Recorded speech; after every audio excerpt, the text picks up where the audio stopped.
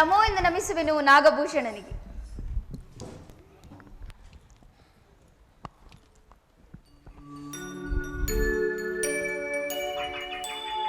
ದೇವಿ ನೋಡಿದೆಯಾ, ನಲಿದಾಡಿ ನಮಿಸುತ್ತಿರುವುದ ನಲ್ಲ ರಾಜಹಂಸಿನಿ ತನ್ನ ಪ್ರೀತಿಯ ನಲ್ಲ ದೇವನಿಗೆ ಆ ಮಾನಸ ಸರೋವರದಲ್ಲಿ ಅತಿ ಭಾಗ್ಯವನ್ನು ಅನುಭವಿಸುತ್ತಿರುವ ಆ ರಾಜಹಂಸಿನಿಯರ ಭಾಗ್ಯವೇ ಭಾಗ್ಯ.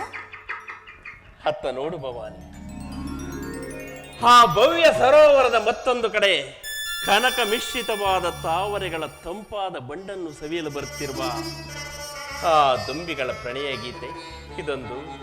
ಇದೊಂದು ಈ ವಿಶ್ವ ಜಗತ್ತಿಗೆ ಆಧಾರ ಸ್ತಂಭವಾದ ಕನಕಾದ್ರಿಯ ಓಂಕಾರನಾದ. ಶ್ರೀ ಓಂಕಾರನಾದದಿಂದಲೇ ನೀನು ಅಮರದೇವನಾದಿ.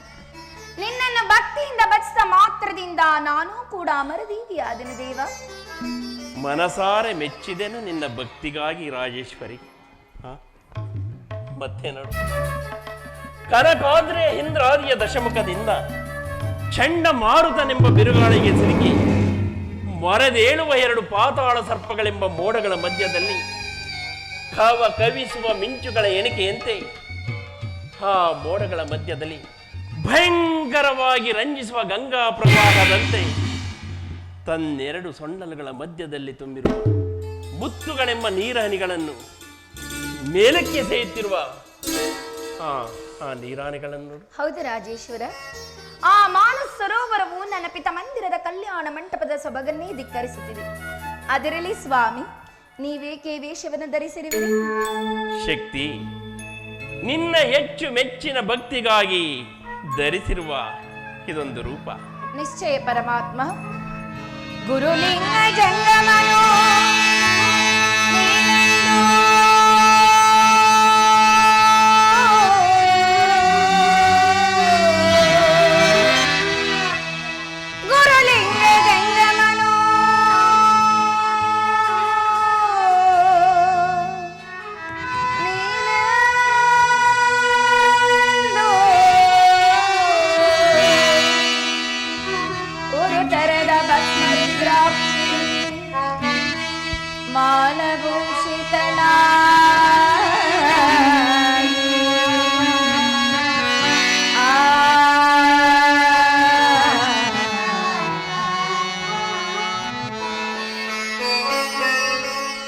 ವರಕಾವ್ಯಂ ಶೋಭಿಸುತ್ತೇನ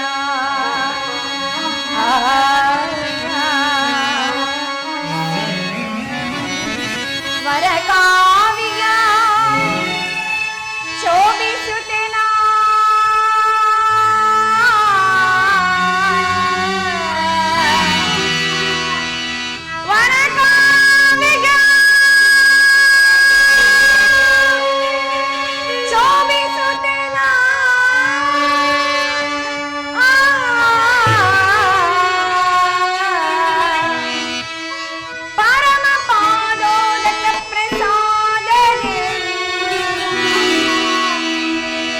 ಭಜಿಸಿದೆನು ನಾ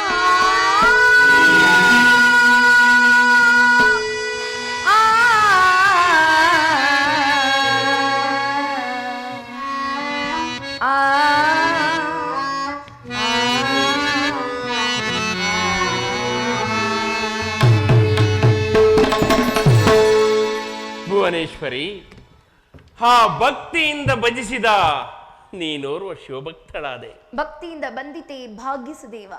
ನೀನಲ್ಲವೇ ಆದಿ ಪುರುಷನಾಗಿ ಅನಂತ ಜೀವರಾಶಿಗಳಲ್ಲಿ ಹೊಕ್ಕಿ ಮೆರೆದಾಡುತ್ತಿರುವ ಸ್ವಾಮಿ. ನಿನ್ನ ನೆನೆಯನ್ನು ಕಂಡವರಾರು ಪರಮೇಶ್ವರ? ನೀ ಕಾಣಲಿಲ್ಲವೇ ಪರಮೇಶ್ವರಿ? ಅಂದಿನ ದಿವಸ ನೀನು ಬಹುವೈಭವದಿಂದ ಭಸ್ಮ ರುದ್ರಾಕ್ಷಿಗಳಿಂದ ಅಲಂಕಾರ ಭೂಷಿತಳಾಗಿ ನನ್ನನ್ನು ಭಜಿಸಲು ನಾನಿತ್ತೇ ನಿನಗೊಂದು ಸುಂದರವಾದ ರೂಪನ್ನು ನಿನ್ನ ಪ್ರೇಮಕ್ಕಾಗಿ. ಹಾಗಾದರೆ ನಿನ್ನ ನಿಜ ರೂಪವನ್ನು ಕಾಣುವ ಬಗೆ ಹೇಗೆ ಶಂಕರ? ಭಕ್ತಿಯಿಂದಲ್ಲದೆ ಕಾಣಬಾರದ ನನ್ನ ನಿಜ ರೂಪು.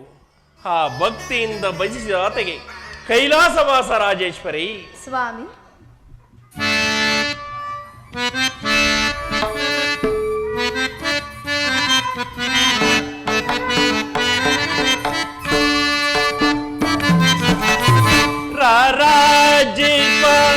ಗೌರಿ ಬಾಸುರೆ ಚೌರಿ ಸೋದರಿ ರಾಜೀವ ಗೌರಿ ಬಾಸುರೆ ಚೌರಿ ಸೋದರಿ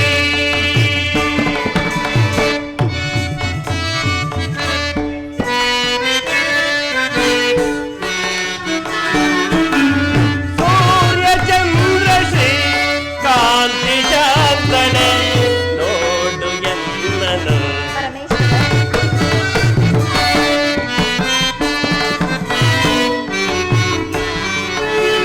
ಸೂರ್ಯ ಚಂದ್ರ ಶ್ರೀ ಕಾಂತಿ ಜಾತನೆ ನೋಡು ಎಲ್ಲನು ಸೂರ್ಯ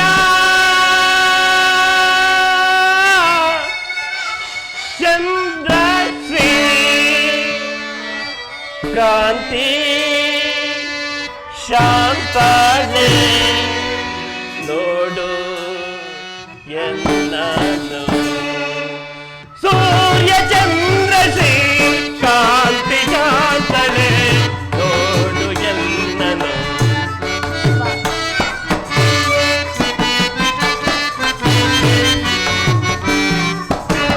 ಸೂರ್ಯ ಚಂದ್ರ ಶ್ರೀ ಕಾಂತಿ ಶಾಂತನೆ ನೋಡು ಎಲ್ಲನು ಮುಮುಕ್ಷಮಣಿ ಗುಣಮತಿಯನೆ ರಾಜೀವ ಗೌರಿ ಬಾಸುರೆ ಚೌರಿ ಸೋದರಿ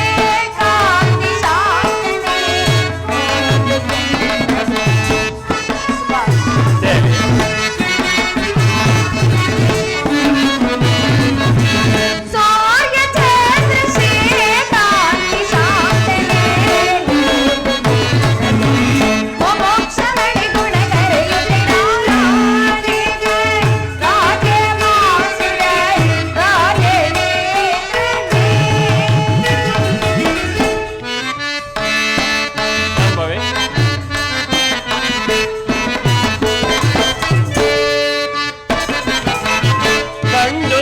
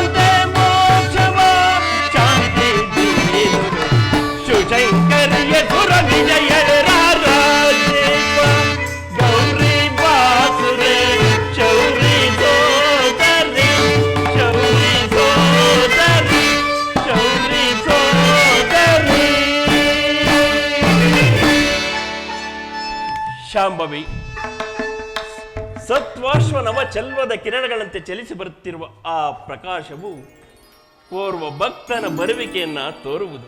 ಪರಮೇಶ್ವರ, ಬೆಂಗದಿರನಾಗಿದ್ದರೆ ಬೆನ್ನಟ್ಟಿ ಬರುತ್ತಿತ್ತು ಬಿಸಿಲು, ರುಂಗದಿರನಾಗಿದ್ದರೆ ಚೆಲ್ಲುತ್ತಿತ್ತು ಬೆಳದಿಂಗಳು. ಅವನಿಲ್ಲದಿದ್ದೊಡೆ ಅವನೇ ನನ್ನ ಸಹೋದರನಾದ ಶೌರಿಯು. ನಿಜ, ಶೌರ್ಯ ಸುದರ್ಶನವೆಂದು ಆ ರಜದ ಬಂಡೆಯ ಮೇಲೆ ತನ್ನ ಸಾಸಿರ ಕಿರಣಗಳನ್ನು ಚೆಲ್ಲುತ್ತಾ ಅದೆಷ್ಟು ಮರೀಚಿಕ ಜಲದಂತೆ ಹೊಳೆಯುತ್ತಿರುವುದು ನೋಡಿದ್ಯಾ? ಅವನಲ್ಲವೇ ಗೌರಿ ಸಹೋದರನು. ಎಷ್ಟಾದರೂ ಸಹೋದರನನ್ನು ಬಣ್ಣಿಸಲು ನೀನಲ್ಲವೇ ಶೌರಿ ಸಹೋದರಿ. ಬಾ, ನಿನ್ನ ಸಹೋದರನ ಬರುವಿಕೆಯನ್ನು ಎದುರು ನೋಡುತ್ತಾ ಆ ಶಾಂತಿ ಪೀಠದ ಮೇಲೆ ಕುಳಿತುಕೊಳ್ಳ. ಹಾಗೆ ಆಗಲಿ ಸ್ವಾಮಿ.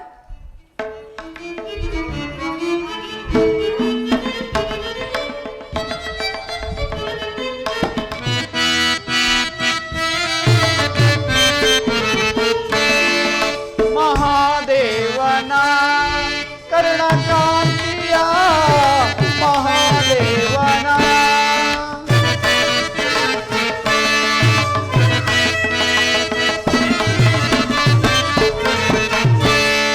ಮಹಾದೇವನ ಕರುಣಕಾಂತಿಯ ಮಹಾದೇವನ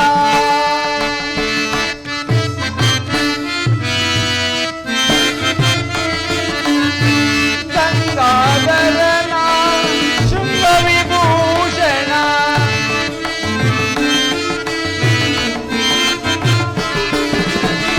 ಗಂಗಾಧರನ ಶೃಂಗ ವಿಭೂಷಣ ಗಂಗಾವಳಿಯ ಸೊಬಗಿನ ಸಿರಿಯ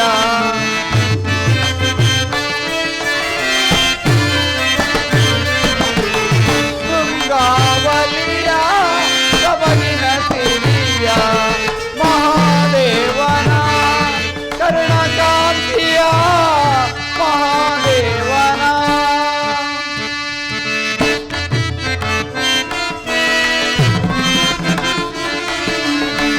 ಅಂಗಜಾರನ ಜಂಗಮ ರೂಪನ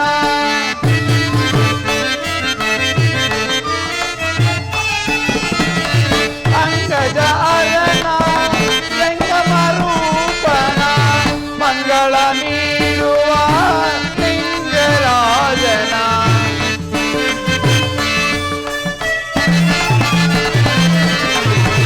ಮಂಗಳ ನೀಡುವ ಲಿಂಗರಾಜನ ಮಹಾದೇವನ ಕರುಣಕಾಂತಿಯ ಮಹಾದೇವನ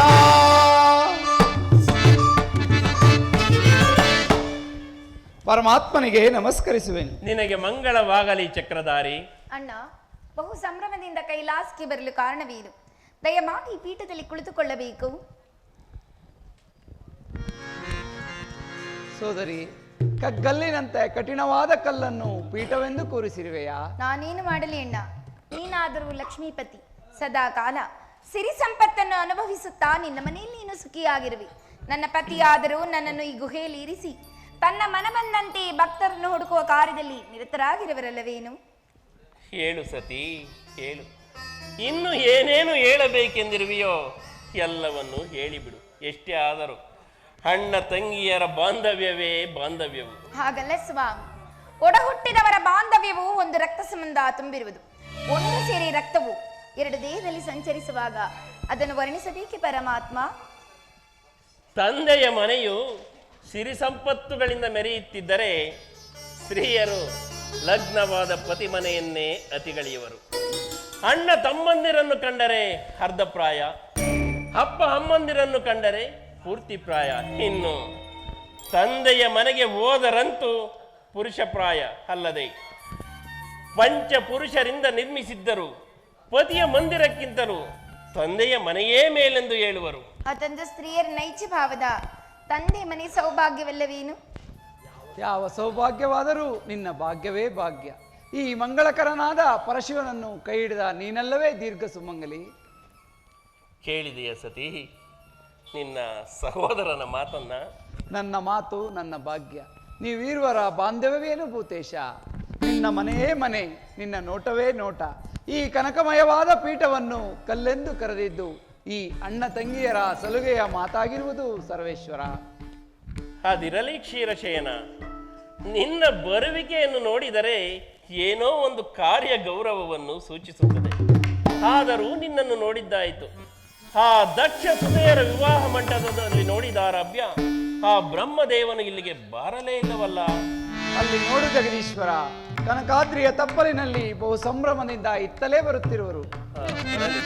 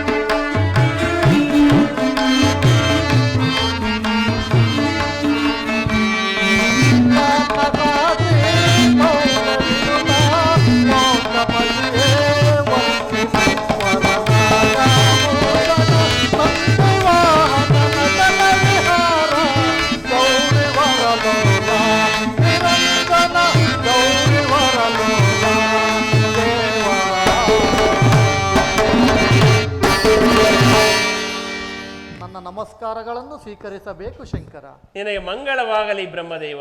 ಬ್ರಹ್ಮದೇವನ ದರ್ಶನವು ಅಪೂರ್ವವಾಯಿತು. ಬ್ರಹ್ಮದೇವ, ದಯಮಾಡಿ ಈ ಪೀಠದಲ್ಲಿ ಕುಳಿತುಕೊಳ್ಳಿ. ಸತ್ಯಲೋಕದಲ್ಲಿ ಸರ್ವರು ಕ್ಷೇಮದಿಂದ ಇರುವರೇನು? ನಮ್ಮ ಕಾರ್ಯದಲ್ಲಿ ಕ್ಷೇಮವಲ್ಲದೆ ಮತ್ತೇನು ಆದಿಶಕ್ತಿ? ಅಲ್ಲದೆ ನಿರಂಜನ ದೇವನಾದ ಪರಶಿವನ ಕರುಣವು, ಅಲ್ಲಿ ಕುಳಿತಿರುವ ನಾರಾಯಣನ ಬೆಂಬಲವೂ ನಮಗಿರುವಾಗ ಸತ್ಯಲೋಕದಲ್ಲಿ ಸರ್ವರೂ ಕ್ಷೇಮದಿಂದಿರುವರು. ವೇದಪತಿ, ನೀವು ನಮ್ಮ ಕೈಲಾಸಕ್ಕೆ ಬರಲು ಕಾರಣವೇನು? ಕಾರಣವಿಲ್ಲದೆ ಕೈಲಾಸಕ್ಕೆ ಯಾರೂ ಬರುವುದಿಲ್ಲ ಪರಮೇಶ್ವರ.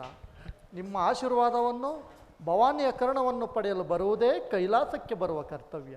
ಹಾಗಾದರೆ ನಿಮಗೆ ನಮ್ಮಿಂದಾಗಬೇಕಾದ ಕರ್ತವ್ಯವೇನು?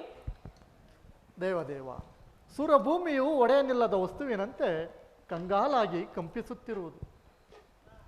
ಪರಮೇಶ್ವರ, ಬ್ರಹ್ಮದೇವನ ಮಾತು ನಿಶ್ಚಯ. ದೇವತೆಗಳೆಲ್ಲರೂ ದೇವಭೂಮಿಯಲ್ಲಿ ಒಂದು ನಿಶ್ಚಲವಾದ ಶಿವ ಧರ್ಮವೊಂದನ್ನು ಪ್ರತಿಷ್ಠೆ ಮಾಡಬೇಕೆಂದಿರುವುದು. ಅದಕ್ಕೆ ತಮ್ಮ ಕರುಣಾಮೃತವು ಬೇಕಾಗಿರುವುದು.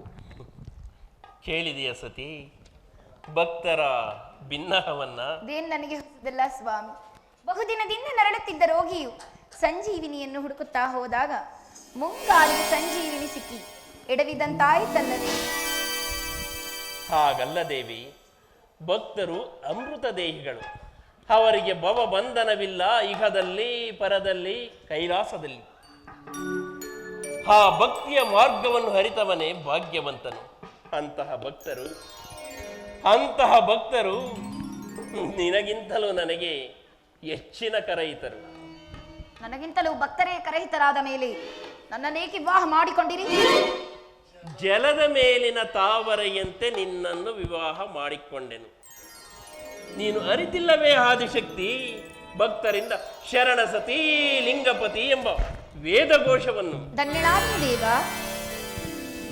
ಹೌದು, ಅದಕ್ಕಾಗಿ ಸರವಣ ತೀರದಲ್ಲಿ ಶಿವಸತ್ರ ಯಾಗವೊಂದನ್ನು ಮಾಡುತ್ತಿರುವರು. ಅಲ್ಲಿಗೆ ನೀವು ದಯಮಾಡಿಸಿ ಅಗ್ರ ಪೂಜೆಯನ್ನು ಕೈಗೊಳ್ಳಬೇಕೆಂದು ತಮ್ಮಲ್ಲಿ ಬೇಡಿಕೊಳ್ಳುವೇನೆ. ಪರಮೇಶ್ವರ, ತಡ ಮಾಡದೆ ಪಟ್ಟಕ್ಕೆ ದಯಮಾಡಿಸಬೇಕೆಂದು ಬೇಡುವೆನು. ಹೇ ಶಂಕರ ದಯಾಕರ ಪರಮೇಶ್ವರ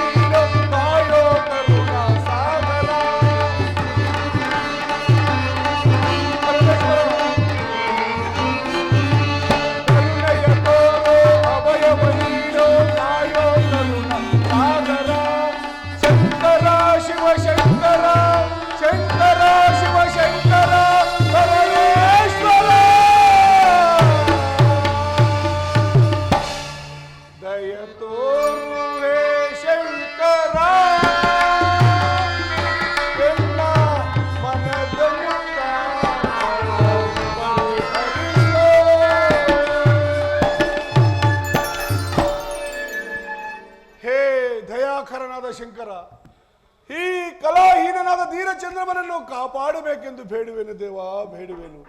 ಶಾಂತನಾಗು ಚಂದ್ರಮ.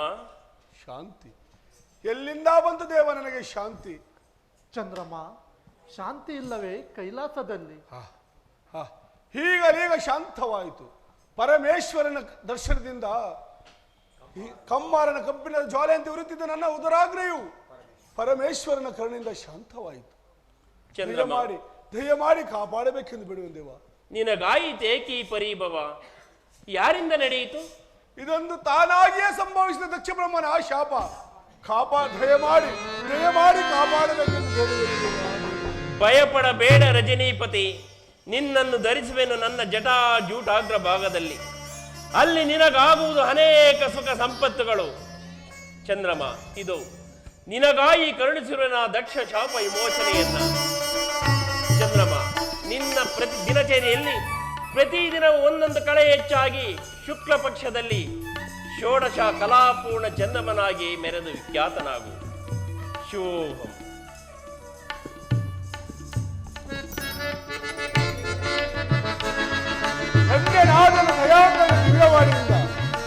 ವಿಷ್ಣು ಬ್ರಹ್ಮ ದೇವತೆಗಳೇ, ಕಣ್ಣಂತಾಯಿತೆ ಆ ದಕ್ಷ ಬ್ರಹ್ಮನ್ ಮಾಡಿದ ಮಹತ್ತರವಾದ ಕಾರ್ಯವನ್ನ. ದೇವ, ಆದರೂ ಪಾವನಿನಾದನು ಚಂದ್ರಮನು ತಮ್ಮ ದರ್ಶನದಿಂದ. ಚಂದ್ರಮ, ಪವಿತ್ರ ದೇವನ ವಿಶಾಲವಾದ ಮಸ್ತಕದ ಮೇಲೆ ಆ ಚಂದ್ರಾರ್ಕವಾದ ಪದವಿಯನ್ನು ಗಳಿಸಿಕೊಂಡ ನೀನೇ ಭಾಗ್ಯವಂತನು. ಎರಡನೆಯದಾಗಿ ಒಂದೇ ಕಾಲದಲ್ಲಿ 3 ಮೂರ್ತಿಗಳ ಕರುಣೆಯನ್ನು ಪಡೆದ ನಾನು ದಕ್ಷ ಶಾಪದಿಂದ ರಹಿತನಾದೆನು. ಭೂತೇಶ್ವರ, ಕಾಲಾತೀತವಾಯಿತು. ಸತ್ರ ಪೂಜೆಗೆ ದಯಮಾಡಿಸಬೇಕೆಂದು ಬೇಡುವೆನು. ಚಂದ್ರಮ, ನಿನಗೂ ಅಲ್ಲಿಗೆ ಬರುವ ಕರೆಯುಂಟು. ಮಹಾದೇವ, ಶಂಭೋ ಮಹಾದೇವ.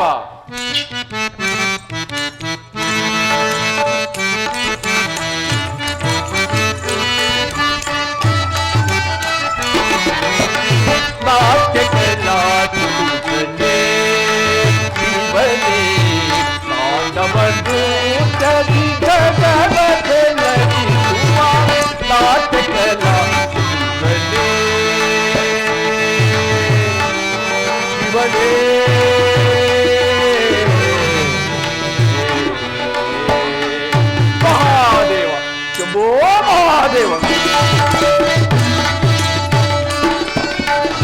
ಲಲಿತ ಕಲಾವಯ ಕೈಲಾಸವಾಸ,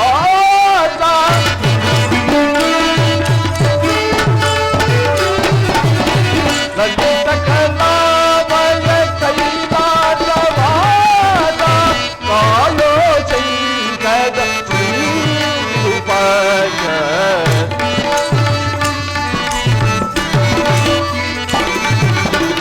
ಕಾಯೋ ಚೈಕದ ರೂಪಕ ನಾಟಕಲ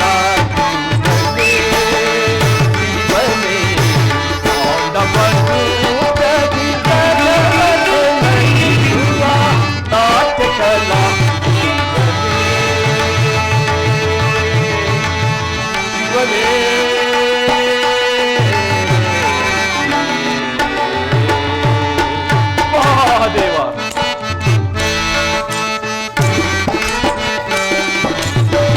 ಪ್ರಣವ ಸ್ವರೂಪನ ಓಂಕಾರನಾದ,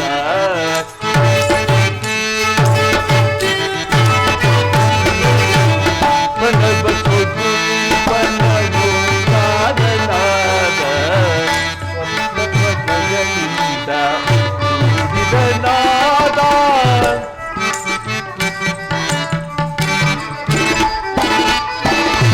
ಸ್ವಪ್ನಗಳಿಂದ ಕೂಡಿದನಾದ, ನಗರಾಜ ಪ್ರಿಯ ಕೂಡಿದನಾದ.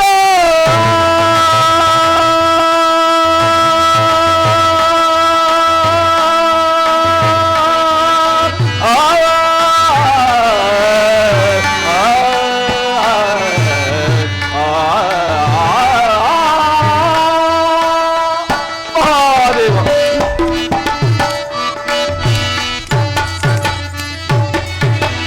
ನಗರಾಜ ಪ್ರಿಯ ಕೂಡಿದ ನಾದ, ಬೇಗಿದ ಪದ ಕೊಡುವ ದಯಾಳುವಾದ.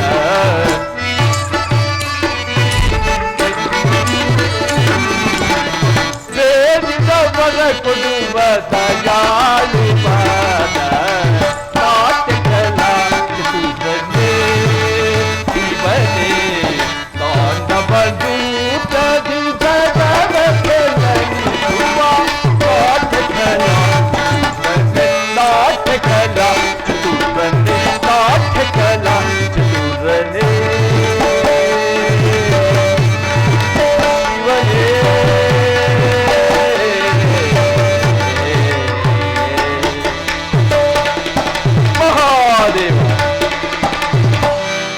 ದಕ್ಷ ಸುತೆಯನ್ನು ಲಗ್ನವಾದ ಗಂಧರು ದಕ್ಷ ಬ್ರಹ್ಮನ ಶಾಪದಿಂದ ನಲ್ಲುತ್ತಿದ್ದ ಚಂದ್ರಮನ ವ್ಯಾಕುಲವೆಲ್ಲವೂ ಆಯಿತು. ಶಂಕರನು ಚಂದ್ರಮನಿಗೆ ದಕ್ಷ ಶಾಪ ವಿಮೋಚನೆಯನ್ನು ಮಾಡಿದನು. ಆದರೆ ದಕ್ಷ ಬ್ರಹ್ಮನು ತಾನೇ ಶಿವನೆಂದು ಶಿವನೇ ತನ್ನ ಛಾಮಾತನೆಂದು ಮೃಗದೇವನನ್ನು ಅಟ್ಟಾಸದಿಂದ ಬೆಳೆಯುತ್ತಿರುವ ಇದರಲ್ಲಿ ಈಗಾಗಲೇ ದೇವತೆಗಳು ಸತ್ರ ಪೂಜೆಯನ್ನು ಮಾಡಿ ಪರಮೇಶ್ವರನಿಗೆ ಅಗ್ರ ಪೂಜೆಯನ್ನು ಕೊಡಲು ಅಣೆ ಮಾಡುತ್ತಿರುವ. ಆದರೆ ಶ್ರೀಮನ್ನಾರಾಯಣನು ಪರಮೇಶ್ವರನನ್ನು ಶರವಣಾತೀರದಲ್ಲಿ ನಡೆದ ಸತ್ಯಗೆ ಕರೆದುಕೊಂಡು ಭೃಗು ಋಷಿಯ ಆಶ್ರಮದ ಮಾರ್ಗವಾಗಿ ಹೊರಟಿರು. ಪೋದದಲ್ಲಿ ಕಂಡುಳ್ಳ ಭೃಗುದೇವನು ದಕ್ಷಿಣ ಅಹಂಕಾರಕ್ಕಿಂತ ಸಹಸ್ರ ಪಾಲು ಹೆಚ್ಚಾಗಿ ನಾನೀಗಲೇ ಹೋಗಿ ಮುಂದೇನಾಗುವುದೋ ಅದನ್ನು ತಿಳಿದುಕೊಂಡು ಮುಂದಿನ ಕಾರ್ಯದಲ್ಲಿ ವರ್ತಿಸುವುದು. ಮಹಾದೇವ ಮಹಾದೇವ.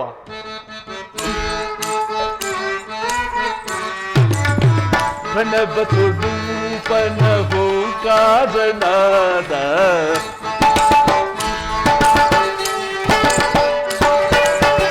ಪ್ರಣವ ಸ್ವರೂಪನ ಓಂಕಾರನಾದ ಜಗಲಿಂದ ನಾದ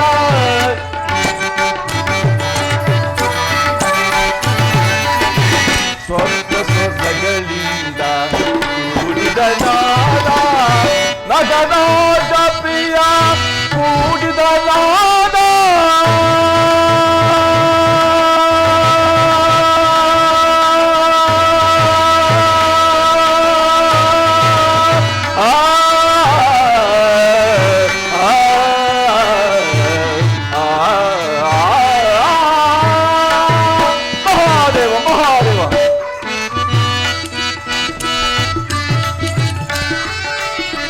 ನಗರಾಜ ಪ್ರಿಯ ಪೂಜಿದ ನಾಡ ಬೇಡಿದ ಮಗ ಕೊಡುವ ದಯಾಳುವ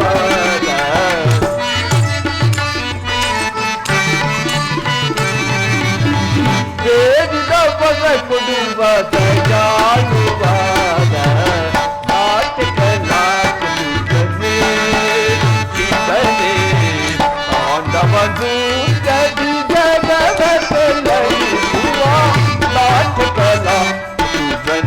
ನಾಟ್ಯಕಲಾ ಚತುರನೇ ನಾಟ್ಯಕಲಾ ಚತುರನೇ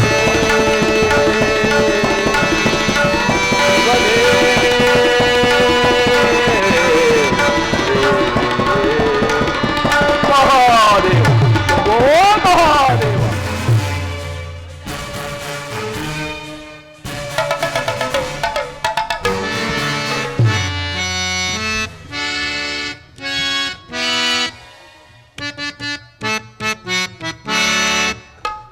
ಏನಿ ಮಹದಾಚರ್ಯ ತೋರ್ಪುದು ಮನಮುನಿಗೆ ಆಶ್ರಮ ಇದೇನಿ ಮಹದಾಚರ್ಯ ತೋರ್ಪುದು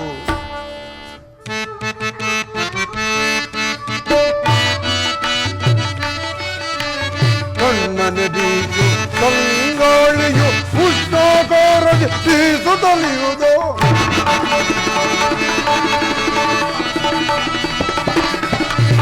ತಣ್ಣನೆ ಬೀಸು ಕಂಗಾಳಿಯು ಉಷ್ಣಾಕಾರಕ್ಕೆ ಬೀಸುತ್ತಲಿರುವುದು ಪಾದದ ನೇತ್ರವು ಉರಿಯುತ್ತಲಿರುವುದು ಪಾದದ ನೇತ್ರವು ಉರಿಯುತ್ತಲಿರುವುದು ಪಾದದ ನೇತ್ರವು ಉರಿಯುತ್ತಲಿರುವುದು ಏನಿ ಪಾದ ಚೈತೋರ್ಪುದು ಮನಮುರಿಯ ಆಶ್ರಮವಿದೇನಿ ಮೋದೋ ಮಹೋದೋಚರ್ಯ ಮಹೋದೋಚರ್ಯ ಮಹೋದೋಚರ್ಯ. ಇದೇನು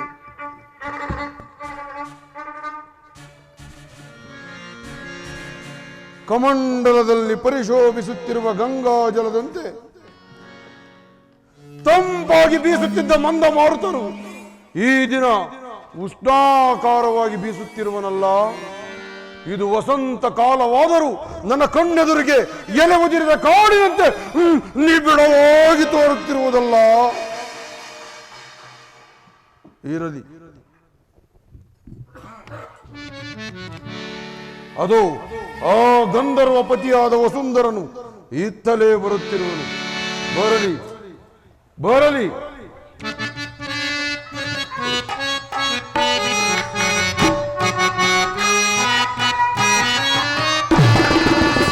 ವನವನೋದೆ ಮನಕ್ಕೆ ಮೋದ ಮೊಲೆ ಕೋಲಾದೆ ಸೋಮನೆ.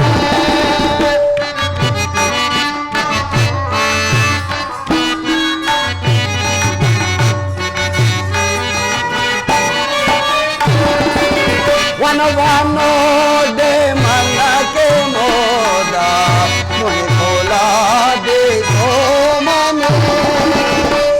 ಕೃಪಾದಯಾಳು ನಮಿತೆ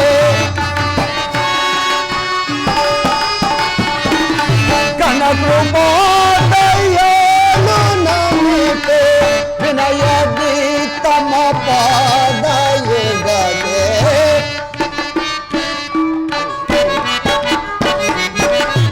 ವಿನಯದಿ ತಮ ಪಾದಯುಗದೆ ವನವನೋದೆ ಮನಕ್ಕೆ ಮೋದ ಮೊದಲಾದೆ ಸೋಮನೆ. ಭೃಗುದೇವರಿಗೆ ನಮಸ್ಕರಿಸು. ಬಾವು ಸುಂದರ, ನಿನ್ನ ಬರುವಿಕೆಯನ್ನು ನೋಡಿದರೆ ಏನೋ ಒಂದು ಕಾರ್ಯಾತುರವಿದ್ದಂತೆ ತೋರುತ್ತಿರುವುದಲ್ಲ. ಭೃಗುದೇವ, ಜನನಿಯ ದಾಸ್ಯವನ್ನು ಬಿಡಿಸುವುದಕ್ಕಾಗಿ ಗುರುತ್ಮಂತನು ಮಹೇಂದ್ರನಿಂದ ಅಮೃತ ಕಳಸವನ್ನು ತೆಗೆದುಕೊಂಡು ಹೋಗುತ್ತಿದ್ದ ಸಂಭ್ರಮವು ನಮಗಾಯಿತು ಈ ದಿವಸದಲ್ಲಿ ಭೃಗುದೇವ. ಓ ಸುಂದರ, ಅದ್ಯಾವ ಅಮೃತವನ್ನು ತೆಗೆದುಕೊಂಡು ಹೋಗುವ ಕಾರ್ಯದಲ್ಲಿ ನೀನು ನಿರತನಾಗಿರುವೆ? ಪರಮಾತ್ಮ, ನಾಳಿನ ಸತ್ರಯಾಗದ ಮಹೋತ್ಸವಕ್ಕೆ ಪರಮೇಶ್ವರನು ನಾರಾಯಣನು ಶ್ರೀಮನ್ನಾರಾಯಣನು ಶಿವನಾಮ ಸುಧಾಮೃತ ಎಂಬ ಅಮೃತ ಕೊಡವನ್ನು ತರುವನು. ಅದನ್ನು ಸೇವಿಸುವುದಕ್ಕಾಗಿ ನಾನು ಅಲ್ಲಿಗೆ ಹೋಗುತ್ತಿರುವೆನು ಭೃಗುದೇವ. ಭೃಗುದೇವ, ಸುಂದರ, ಆ ವಿಷಯವು ನಿಮಗೆ ತಿಳಿಯದೆ? ತಿಳಿದಿದ್ದರೂ ಇರಬಹುದು. ಆದರೆ ಮಕ್ಕಳು ಕಟ್ಟಾಡುವ ಕಟ್ಟೆಯಂತೆ ಆ ದೇವತೆಗಳು ಹೂಡಿರುವ ಇದೊಂದು ಆಟ ಗಂಧರ್ವನೇ. ಸತ್ರಯಾಗ ಎಂದರೇನು, ದೇವತೆಗಳೆಂದರೇನು? ಕಾಲುವೆಯನ್ನು ಆರಲು ಸಾಧ್ಯವಾಗದವನು ಗಗನಕ್ಕೆ ಆರುವನೆಂದು ಹಂಬಲಿಸಿದಂತಾಯಿತು ಈ ದೇವತೆಗಳ ಮನೋರಥ. ಭೃಗುದೇವ, ಅಲ್ಲಿಗೆ ಜಗದೀಶ್ವರನಾದ ಪರಮೇಶ್ವರನೇ ಅಗ್ರ ಪೂಜೆಯನ್ನು ವಹಿಸಿಕೊಂಡಿರುವಾಗ ಅದನ್ನು ಮಕ್ಕಳ ಆಟವೆಂದು ಭಾವಿಸುವುದೇ ಅಲ್ಲದೆ ಆ ಪರಶಿವನ ಕರುಣೆಗೆ ಪಾತ್ರರಾಗಿ ಅವನ ದಿವ್ಯ ರೂಪವನ್ನು ನೋಡಬಾರದೆ ಭೃಗುದೇವ? ಓ ಸುಂದರ, ಆ ಪರದೇಶ ರೂಪದಲ್ಲಿ ನೋಡಬೇಕಾದ ವಿಷಯವೇನಿದೆ? ಅದು ನಿಮ್ಮಿಂದಲೇ ಹೊರಬೀಳುತ್ತಿರುವುದು. ಈಶ್ವರನು ಪರದೇಶಿ ಆದ್ದರಿಂದಲೇ ಅವನಿಗೆ ಮನ್ನಣೆ ದೊರೆತಿರುವುದು. ಪರದೇಶಿಗೆ ರೂಪಿಲ್ಲ, ಜನನ ಮರಣಾದಿಗಳ ದುಃಖವಿಲ್ಲ. ಹಬ್ಬದ ದಿವಸ ಹಗಲಿರುಳು ನಿದ್ರೆ ಇಲ್ಲದೆ ಕೂಗಿ ಸುತ್ತುತ್ತಿರುವ ಬಾವಿಯ ರಾಟೆಯಂತೆ ಬಹು ಕಷ್ಟ ತೆರೆದಿ ಸುತ್ತುತ್ತಿರುವ ವಿಷಮ ಸಂಸಾರದ ಹಂಗಿಲ್ಲ ಆ ಪರದೇಶಿಗೆ. ಆ ಪರದೇಶಿಯ ಸುಖವನ್ನು ಬಯಸುವವರಿಗೆ ಮಾತ್ರ ಆ ಪರದೇಶಿಯಾದ ಪರಶುವನು ಕಾಣಿಸುವನು ಭೃಗುದೇವ. ಸುಂದರ, ಸಾಕು, ನಿಲ್ಲಿಸು. ಇರುವೆಯ ಕಣ್ಣಿಗೆ ಸಾಸಿವೆಯು ಕೊಡನಾದಂತೆ, ಗೋಷ್ಪಾದ ತಿಲಂಜಲವು ಪಿಪಿಲಕಲ ಕಣ್ಣಿನ ನೋಟಕ್ಕೆ ಮಹಾಸಮುದ್ರವಾದಂತೆ. ಏಕಚಿತ್ ಆ ಪರಶಿವನೋರ್ವ ನಿನಗೆ ಮಹಾತ್ಮನೋ? ನನಗಲ್ಲ, ಹಾಗೆನ್ನಬಾರದು ಭೃಗುದೇವ. ರಸದಲ್ಲಿ ಹಿಕ್ಷು, ವಿಷದಲ್ಲಿ ಹಾಲಾಹಲ ಎಂಬ ಹೆಸರಾಂತ ಪರಶಿವನನ್ನು ನಿರಾಕರಿಸಬಾರದು. ಹಾ ಭೃಗುದೇವ, ವಸುಂಧರ, ಇನ್ನು ಕಾಲಾತೀತವಾಯಿತು. ನಾನಿನ್ನು ಹೋಗಿ ಬರುವೆನು ಭೃಗುದೇವ.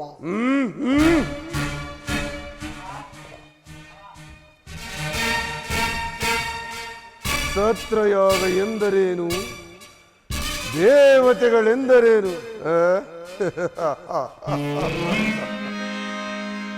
ಸತ್ರಯಾಗ ಎಂದರೇನು? ಆ ದೇವತೆಗಳೆಂದರೇನು? ಸತ್ರಯಾಗ ಎಂದರೇನು? ಆ ದೇವತೆಗಳೆಂದರೇನು?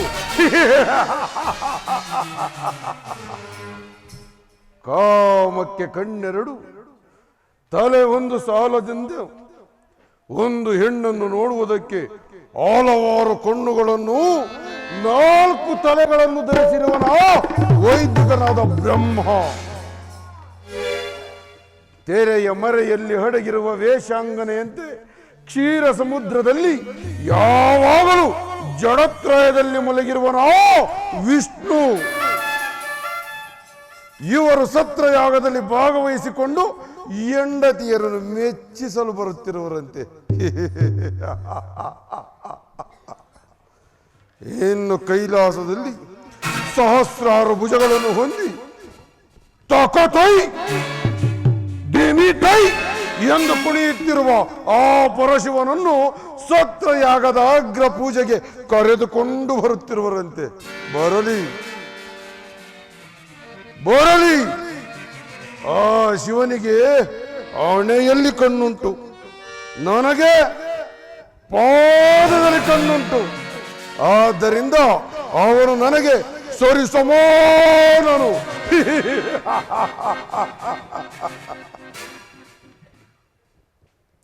ಅದರಲ್ಲಿಯೂ ಹೆಚ್ಚಿನ ಅಧಿಕಾರ ನನಗೇ ಇದೆ. ಇನ್ನು ಆ ವಿಷ್ಣುವನ್ನು ವಿವೇಕಿಸಿ ನೋಡಿದರೆ ಅವನು ನನಗೆ 2ನೇ ಮೂರ್ತಿಯಾಗಿರುವನು. ಇನ್ನು ಆ ಬ್ರಹ್ಮನಾದರೂ ಸಾಮಾನ್ಯ ವೇಷಧಾರಿಯಾದ ಪುರೋಹಿತ. ಪುರೋಹಿತ ದಕ್ಷ ಬ್ರಹ್ಮನು ಮೊದಲಾದವರು ನನಗೆ ಶಿಷ್ಯರು.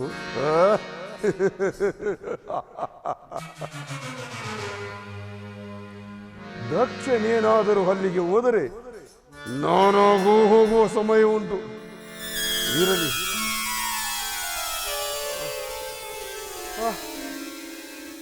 ಹೇಗೋ ಈ ದಿನ ನನ್ನ ಮನಸ್ಸು ಚಂಚಲವಾಗಿ ತೋರುತ್ತಿರುವುದಲ್ಲ. ಇರಲಿ, ಅಲ್ಲಿ ಕಾಣುತ್ತಿರುವ ಶಿಲಾತಲ್ಪದ ಮೇಲೆ ಸ್ವಲ್ಪ ಕಾಲ ವಿಶ್ರಮಿಸಿಕೊಳ್ಳಬೇಕು.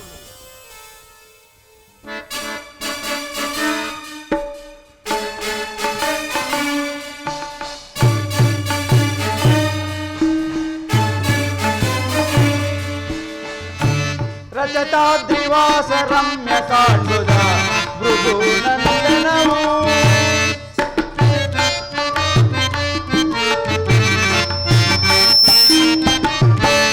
ರಜತಾದ್ರಿವಾಸ ರಮ್ಯ ಕಾಂಡುದ ಭೃಗುನಂದನವು ಅಗ್ರ ಪೂಜಾ ಅರಣಿ ಬಾರೈ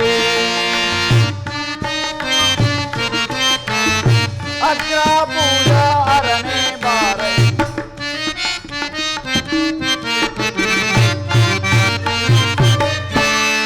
ಅಗ್ರ ಪೂಜಾ ಅರಣಿ ಬಾರೈ ಭೃಗು ಮುನಿ ನೇತ್ರ ತೋರ್ಪುದೊಂದು ರಜತಾದ್ರಿವಾಸ ರಮ್ಯ ಕಾಂಡುದ ಭೃಗು ನಂದನವು ಭೃಗು ಮೌನಿ ನೇತ್ರ ರಮ್ಯ ಕಾಂಡುದ ಯೋಗಿ ಚರಣದಲ್ಲಿ.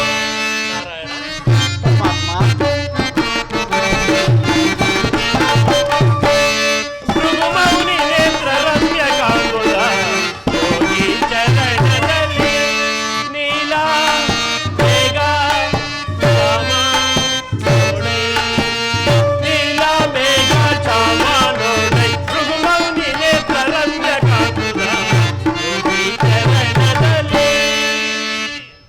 ನಿಜಯೋಗ ಭಾಗ್ಯ ದೀನಾಗಭೂಷಣ ಯಾಗ ಭಾಗ್ಯವ ಕರುಣಿಸು ನೀ.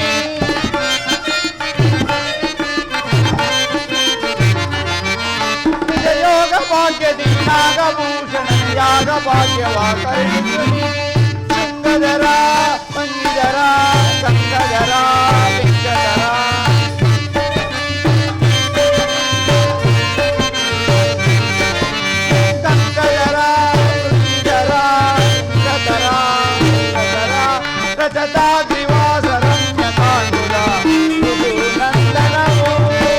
ನಿಜ ಭಕ್ತನಾದವರ ವಿಷ್ಣು ನೀನು ನಿಜ ಭಕ್ತಿಗಾಗಿ ನಾ ಮನವರಿದೆ.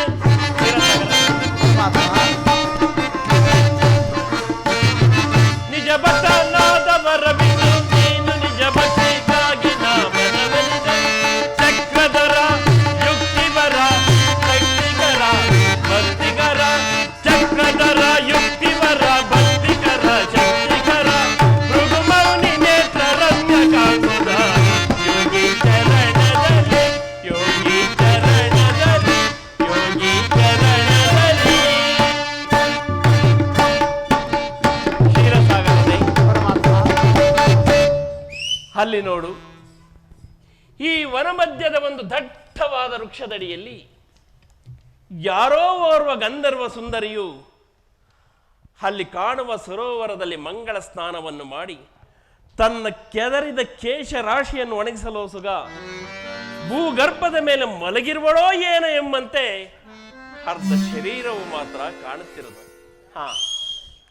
ಅತ್ತ ನೋಡು ನಾರಾಯಣ, ಅಲ್ಲಿ ಕಾಣುವ ಸರೋವರದಲ್ಲಿ ಯಾವುದೋ ಒಂದು ಜಿಂಕೆ ಈಜಾಡಿ ತನ್ನ ತನುತಾಪವನ್ನು ಸಹಿಸಲಾರದೆ ತನ್ನೆರಡು ಕಾಲುಗಳನ್ನು ಮುಂದಕ್ಕೆ ಚಾಚಿ ತನ್ನ ಸುಂದರವಾದ ನಿಡುನೋಟದಿಂದ ಮತ್ತೆರಡು ಕಾಲುಗಳನ್ನು ಕಣ್ಣಿನ ಪಕ್ಕದಲ್ಲಿರಿಸಿ ಕಣ್ಣನ್ನು ಪಸರಿಸಿ ವೈರಿಗಳಾದ ಕಿರಾತಕರು ನೋಡುತ್ತಿರುವರೋ ಏನೋ ಎಂಬಂತೆ ಕಾಲಲ್ಲಿ ಅಂಟಿಕೊಂಡು ಪ್ರಜ್ವಲಿಸುತ್ತಿರುವ ಕಣ್ಣಿಂದ ಕೂಡಿದ ಅರ್ಧ ಶರೀರವು ಮಾತ್ರ ಅತ್ಯಾಶ್ಚರ್ಯಕರವಾಗಿ ಕಾಣುತ್ತಿರುವುದು ಜನಾರ್ದನ. ಪರಮೇಶ್ವರ, ಪ್ರಪಂಚದಲ್ಲಿ ಬಹಳ ಆಶ್ಚರ್ಯಕರವಾದ ಸಂಗತಿ ಏನಿರುವುದು? ಆ ಮರದಡಿಯಲ್ಲಿ ಮಲಗಿರುವುದು ಭೃಗುದೇವನಲ್ಲವೇ? ಅದು ನನಗೂ ತಿಳಿದಿರುವುದು ಜನಾರ್ದನ. ಕಾಡಿನ ಮಧ್ಯದಲ್ಲಿ ಸಂಚರಿಸುವ ಘನ ಗಂಭೀರವಾದ ಸಿಂಹವು ಮದಿಸಿದ ಆನೆಯ ಮಸ್ತಕವನ್ನು ಬಡಿದು ಸಾಕಾಗಿ ಒಂದು ವೃಕ್ಷದಡಿಯಲ್ಲಿ ದಕ್ಷತೆಯಿಂದ ಮಲಗಿರುವಂತೆ ಅದೆಷ್ಟು ಗರ್ವದಿಂದ ಮಲಗಿರುವನ ಆ ಭೃಗುದೇವ. ಪರಮಾತ್ಮ, ಗರ್ವವೇ ರೂಪವೆತ್ತಿ ರೂಪಾಕಾರವಾದ ಅಹಂಕಾರಗಳಿಂದ ದೇವತೆಗಳೊಡನೆ ಸರಸವಾಡುತ್ತಿರುವನು ಆ ಭೃಗುದೇವ. ಈಗಾದರೂ ಆಗಲಿ, ಎಚ್ಚರಿಸುವೆನು. ಎಚ್ಚರಿಸು. ಭೃಗುದೇವ, ಭೃಗುದೇವ, ಎಚ್ಚರವಾಯಿತೆ? ಎಚ್ಚರವೇನು ನಾರಾಯಣ?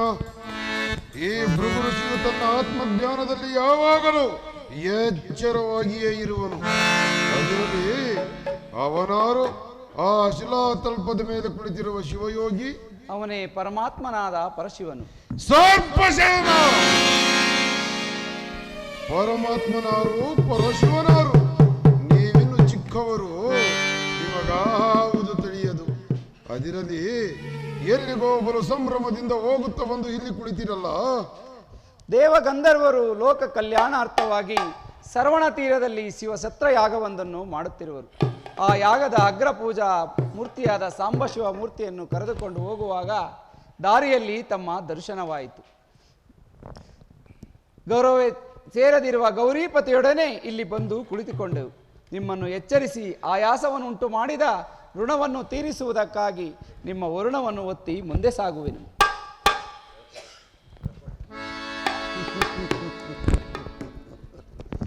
ನಿನ್ನ ವಿವೇಕಕ್ಕೆ ಮೆಚ್ಚಿದನು ಲಕ್ಷ್ಮೇಶ. ಕಂಡರಿ ರಾಜಸದ ಅಗ್ನಿ ನೇತ್ರವನ್ನು ಪಾದದಲ್ಲಿ ಸದಾಶಿವನ ಹಣೆಗಣ್ಣಿಗಿಂತಲೂ ಪವಿತ್ರವಾದ ನನ್ನ ಪಾದವನ್ನು ಕಂಡು ಧನ್ಯನಾದೆ. ಅದಿರಲಿ, ಎಲೈ ಸದಾಶಿವ ಮೂರ್ತಿಯೇ, ನೀನೇಕೆ ಮೌನವಾಗಿರುವೆ? ಮೌನವಲ್ಲದೆ ನಿನ್ನೊಡನೆ ಮಾತೇನು ಭೃಗುಋಷಿಯೇ? ಓಹೋ, ಹಾಗಾದರೆ ನನ್ನೊಡನೆ ಮಾತನಾಡಲು ಸಾಧ್ಯವಿಲ್ಲವೋ? ಇಲ್ಲ, ಈ ಸದಾಶಿವ ಮೂರ್ತಿಯು ಯಾವಾಗಲೂ ನಿನ್ನಂತ ವಿವೇಕ ರೈತರೊಡನೆ ಮಾತನಾಡಲು ಸಾಧ್ಯವಿಲ್ಲ. ಓಹೋ, ನೀನು ಬಲು ಜಾಣನೋ? ನನ್ನೊಡನೆ ಮಾತನಾಡುತ್ತಿರುವ ನಾರಾಯಣನು ನಾನು ವಿವೇಕರಹಿತರೋ? ಅದನ್ನು ನೀನೇ ವಿವೇಕಿಸಬೇಕು ಭೃಗುಋಷಿಯೇ.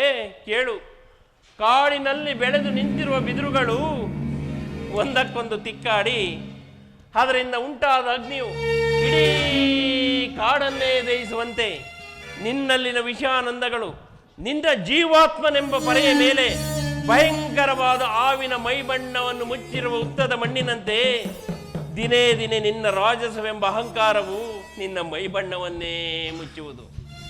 ಯಾವಾಗಲೂ ಮಮತೆಯಿಂದ ತರೆಗೆಲೆಗಳನ್ನು ತಿನ್ನುತ್ತಿದ್ದ ಮೇಕೆಯು ತುಪ್ಪದ ಸವಿಯನ್ನು ಸವಿಯಬಲ್ಲದೆ ಮಹಾತ್ಮ ಭೃಗುಋಷಿಯೇ ಎಂಬ ನಿನ್ನ ಹೆಸರಾಂತ ಅಹಂಕಾರವು ಎಲುಬನ್ನು ಕಡೆದ ಹೆಬ್ಬುಲಿಯು ಕಬ್ಬನ್ನು ಬಯಸಿದಂತಾಯಿತು. ಕೇಳು,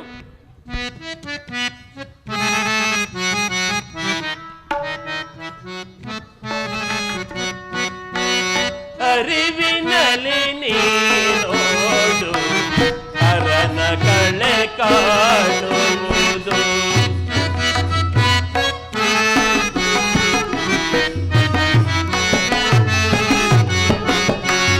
ಅರಿವಿನಲ್ಲಿ ನೀನೋಡು ಅರನ ಕಳೆ ಕಾಣುವುದು.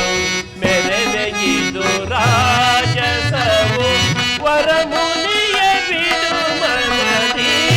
ಅರಿವಿನಲ್ಲಿ ನೀನೋಡು ಅರನ ಕಳೆ ಕಾಣುವುದು.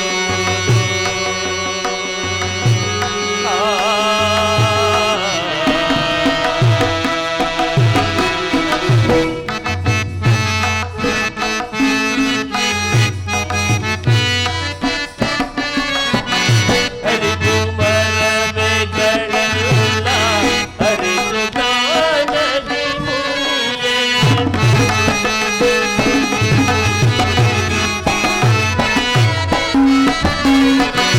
ಅರಿವು ಮರವೆಗಳೆಲ್ಲ ಅರಿತು ಕಾಣದಿ ಮುನಿಯೇ. ಅರಿವು ಮರವೆಗಳೆಲ್ಲ ಅರಿತು ಕಾಣದಿ ಮುನಿಯೇ.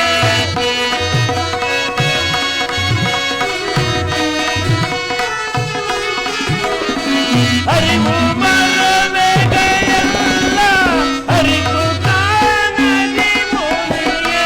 ತೆರೆದು ನೋಡುತ್ತಾ ಮನದ ದುರಿತವನ್ನು ಬಿಡು ನೀನು.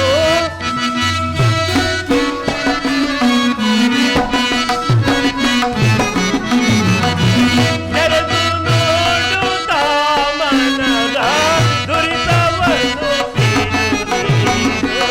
ಅರಿವಿನಲ್ಲಿ ನೀನೋಡು ಅರನ ಕಳೆ ಕಾಣುವುದು. ಬೆರೆಗಿದು ರಾಜಸವು ವರಮುನಿಯ ಬಿಡು ಮನದಿ.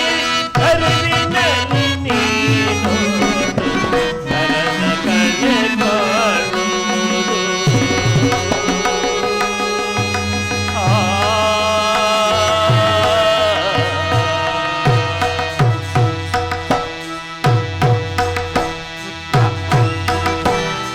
ಆದ್ದರಿಂದ ಕಣ್ತೆರೆದು ನೀ ನೋಡು, ನಿನ್ನ ಆತ್ಮನಲ್ಲಿ ಆತ್ಮನಾರೆಂಬುದನ್ನು ವಿಚಾರಿಸು.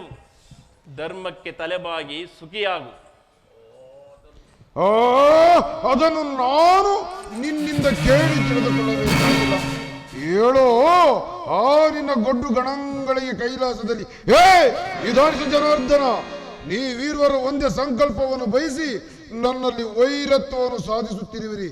ನೀನಿನ್ನು ಹೊರಡಬಹುದು ಆ ಸದಾಶಿವನೊಡನೆ. ಭೃಗುದೇವ, ತೊಟ್ಟು ಮಾಗದೆ ಹಣ್ಣು ಕೆಳಗೆ ಬೀಳುವುದಿಲ್ಲ. ನಾವು ಹೊರಡುವೆರು ಒಂದೆರಡು ಗಳಿಗೆಯಲ್ಲಿ. ತಳು ಮಾಡಬೇಡ, ನಿನ್ನ ಕಾರ್ಯದಲ್ಲಿ ಅರಿವಿಲ್ಲ ಈ ಭೃಗುವನಿಗೆ. ಬಾಯಿ ಮುಚ್ಚುತ್ತಿದ್ದ ದರ್ಶಕ, ಮುನಿಗೆ ವಂಚನೆ ಮಾಡಿದ ದ್ರೋಹಿ. ನಾನು ಮುನಿಗೆ ವಂಚನೆ ಮಾಡಿಲ್ಲ. ನಾನಲ್ಲವೇ ಮುನಿಗಳ ಅಗ್ರಸ್ಥಾನದಲ್ಲಿರುವ ಭೃಗುದೇವ. ನೀನಾದ ಏಕೆ ಅಗ್ರಸ್ಥಾನದಲ್ಲಿ ಮುರುಹರಿಯ? ಅಹಂಕಾರವನ್ನು ಕಿತ್ತೆಸೆದು ಉಪಕಾರ ಮಾಡಿದ ಕಾರ್ಯವು ಮೋಸವೇ? ಸದಾ ರಾಜರಸದಿಂದ ಮೆರೆಯುತ್ತಿರುವ ಜಟಾಧಾರಿ. ನಿನ್ನ ವೇಷಭೂಷಣಗಳನ್ನು ನೋಡಿದರೆ ನೀನೋರ್ವ ಶಿವಯೋಗಿಯಂತೆ ಕಾಣುವೆ, ಆದರೆ ನಿನ್ನ ಆತ್ಮದಲ್ಲಿ ಶಿವನಿಲ್ಲ.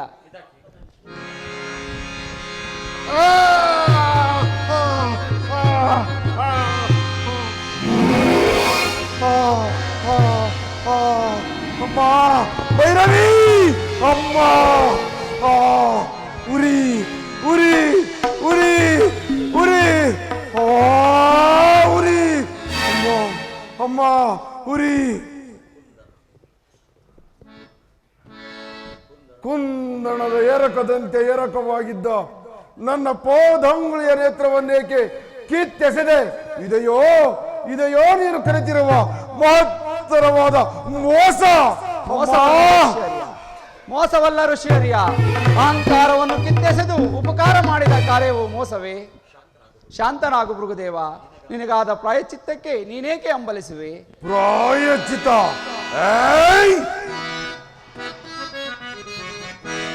ಧಿಕ್ಕಾರ ಧನುಜಾಂತಕ, ಮಹಿಳೆಯದ ಧಿಕ್ಕಾರ ಧನುಜಾಂತಕ.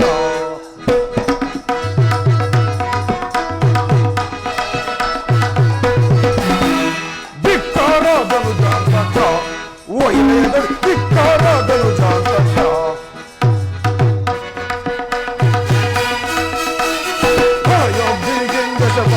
ದೇವನಿಂದರು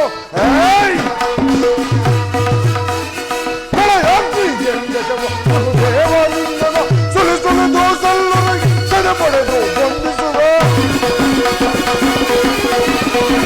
ಸುಳಿ ಸುಳಿದು ಸಲ್ಲರಿಗೆ ಸೆರೆಪಡೆದು ಬಂಧಿಸುವ. ಧಿಕ್ಕಾರದನು ಜಾತಕ, ಒಯ್ಲೆಯದಲ್ಲಿ ಧಿಕ್ಕಾರದನು ಜಾತಕ.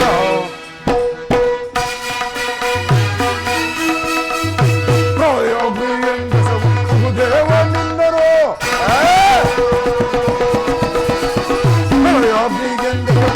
ದೇವನಿಂದನು ಸುಳಿ ಸುಳಿದು ಸಲ್ಲರಿಗೆ ಸೆರೆಪಡೆದು ಬಂಧಿಸುವ. ಧಿಕ್ಕಾರದನು ಜಾತಕ, ಧಿಕ್ಕಾರದನು ಜಾತಕ, ಒಯ್ಲೆಯದಲ್ಲಿ ಧಿಕ್ಕಾರ ಧಿಕ್ಕಾರ ಧಿಕ್ಕಾರದನು ಜಾತಕ.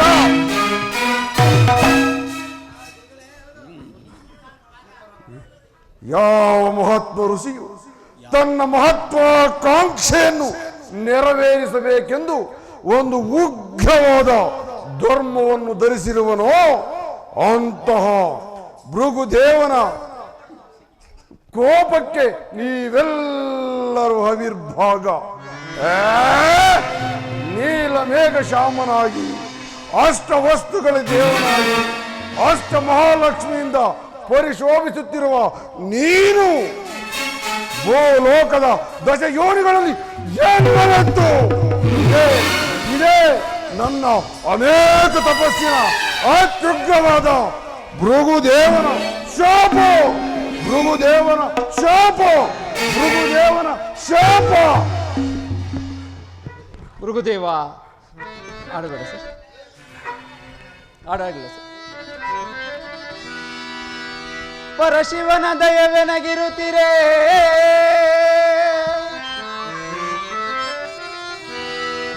ಪರಶಿವನ ದಯವೆನಗಿರುತ್ತೀರೇ, ಅರುಪದಿ ಭೃಗು ಶಾಪಕ್ಕೆ ಎಡೆಗೊಡದೆ ಧೈರ್ಯದಲ್ಲಿ ಧರಿಸುವೆ ದಶಾವತಾರವಾ, ಧರಿಸುವೆ ದಶಾವತಾರವಾ. ಪರಿಹರಿಪೆ ಜಗದಿ ತಾಪದಿ ಮೆರೆವ ಅರುಜದಲ್ಲಿ. ಭೃಗುದೇವ, ನಿನಗೆ ನೀನೇ ಗುರುವೆಂದು ಅಂಕರಿಸುತ್ತಿರುವೆ. ನಿನ್ನ ಪ್ರತಿಜ್ಞೆಯನ್ನು ನೀನೇ ಬಲ್ಲೆ, ಅದರಿಂದ ನನಗಾಗುವ ತೊಂದರೆ ಏನಿಲ್ಲ.